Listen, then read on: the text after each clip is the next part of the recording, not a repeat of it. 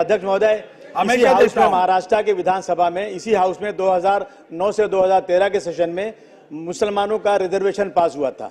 अध्यक्ष महोदय, वो रिजर्वेशन जब पास हुआ तो सब कुछ देख भाल के हुआ था कि कौन से कैटेगरी में हो सकता है, कौन से कैटेगरी में नहीं हो सकता।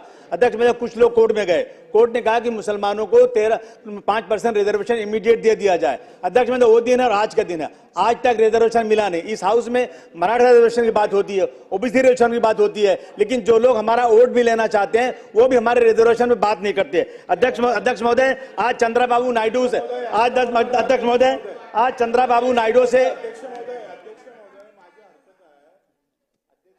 अब्बू आझमीजी काय म्हणतात का काँग्रेस आणि राष्ट्रवादी होट घेतं पण ते बोलत नाही याच्यावर, तर बोललं पाहिजे ना त्यांनी। अध्यक्ष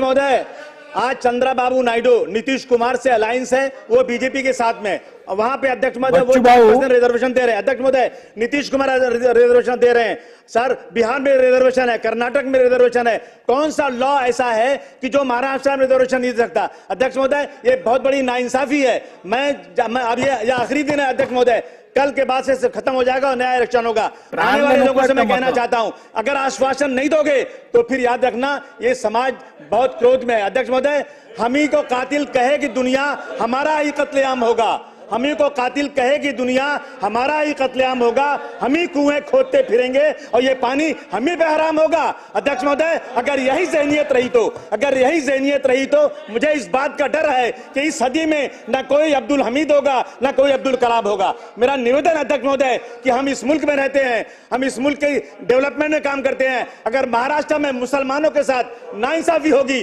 तो महाराष्ट्र कभी भी विकसित राज्य नहीं कहा जा सकता, डेवलप कंट्री नहीं कहा जा सकता। महोदय, इस बात का मैं आपसे निवेदन करता हूं कि ऑर्डर कीजिए, मुसलमानों को इंसाफ मिलना चाहिए। धन्यवाद अध्यक्ष महोदय। अध्यक्ष महाराज, सन्माननीय सदस्यांनी अतिशय एक संवेदनशील आणि महत्वाचा मुद्दा मांडला। मी सन्माननीय सदस्याला हे सांगू शकतो की मुस्लिम धर्म में जो पिछड़ी जातियां है, वो पिंजारी है, बाकी है, उनको आरक्षण अभी भी मिल रहा है। अपने संविधान में पिछड़े और एक मिनट ओ साहब, एक मिनट, संवेदनशील मुद्दा है ना। अपने संविधान में धर्म के आधार पे आरक्षण नहीं है। सुनो तो पूरा सुनो ना भैया। इसके पहले जिन राज्यों ने मतों के लिए ऐसा आरक्षण दिया, अपने भी राज्य में यह प्रयोग हुआ था, वो सभी आरक्षण अगर हम न्याय व्यवस्था पे और संविधान पे विश्वास रखते हैं तो कोर्ट ने बड़े स्पष्ट रूप से कहा है कि धर्म के आधार पे नहीं दिया जा सकता। उसके बाद चाहे वो हिंदू हो, मुस्लिम हो, सिख हो, ईसाई हो, पारसी हो, भारत माता का सपूत है, हम सब भाई भाई है।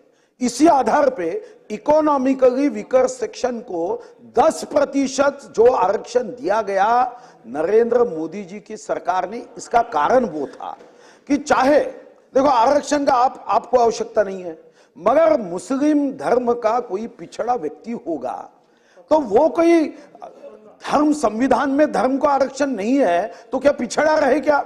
उसको जीने का अधिकार नहीं है क्या? तो मोदी जी ने कहा हाँ, उसको भी उसकी गरीबी ये उसको बेसहारा बनाने के लिए कोई कारण नहीं बननी चाहिए, और इसलिए इकोनॉमिकली वीकर सेक्शन को भी दिया।